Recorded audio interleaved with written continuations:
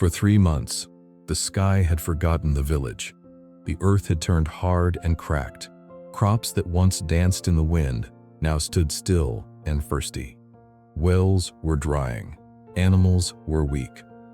Every morning, the farmers looked up at the sky before looking at their fields.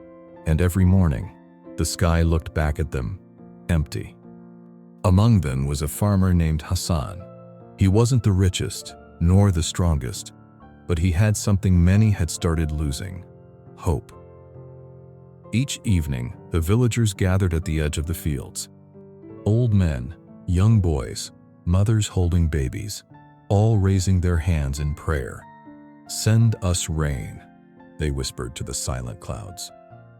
One day, dark clouds finally rolled in. The wind cooled. The smell of wet earth seemed almost close enough to touch. Children ran outside, laughing. Women placed empty buckets near their doors. The farmers smiled for the first time in weeks. "It's coming," Hassan told his son, squeezing his small shoulder. Thunder rumbled in the distance. They waited. They watched. They hoped. But the clouds passed. Not a single drop fell. The wind faded. The sky cleared. And the sun returned, brighter, hotter, almost cruel. The village fell silent. That night, no one spoke much. Some men stared at the ground.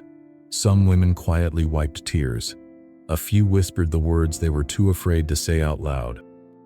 Maybe our prayers weren't heard.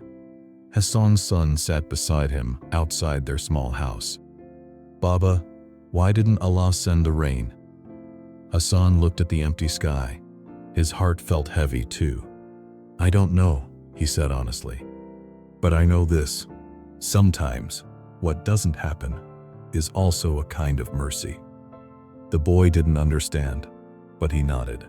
2 nights later, the air felt strange.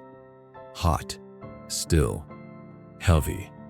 Birds flew low and restless.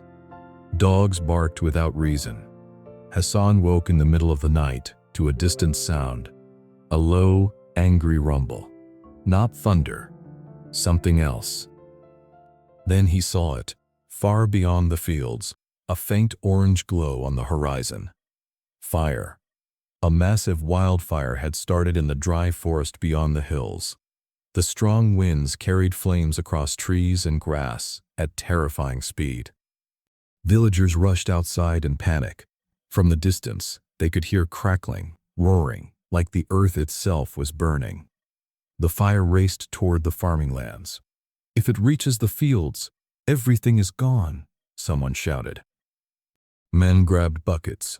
Women gathered children. But deep down, they knew no one could stop a fire like this. The flames moved closer. Then something unexpected happened. As the fire reached the lowlands near the farms, it slowed. Then it weakened. Then it stopped. Right before the village fields.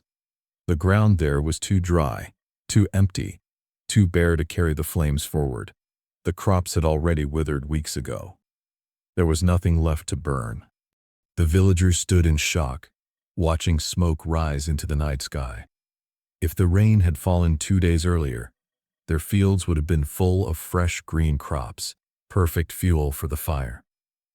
The flames would have raced straight through the farms, into the village, into their homes.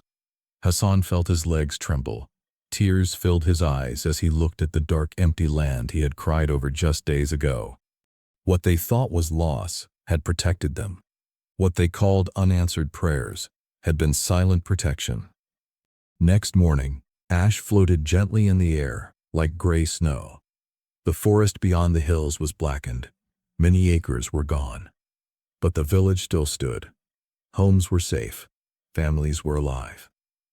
The villagers gathered again at the edge of the fields, the same place where they had prayed for rain. But this time, their hands rose with different hearts, not asking, thanking. Hassan's son looked up at him. "Baba, the rain didn't come." Hassan smiled softly, eyes wet. "No, my son," he said, "but mercy did. Sometimes we beg the sky to give, while not knowing it is protecting us by holding back. And one day, we look back at our disappointments and realize they were the reason we survived.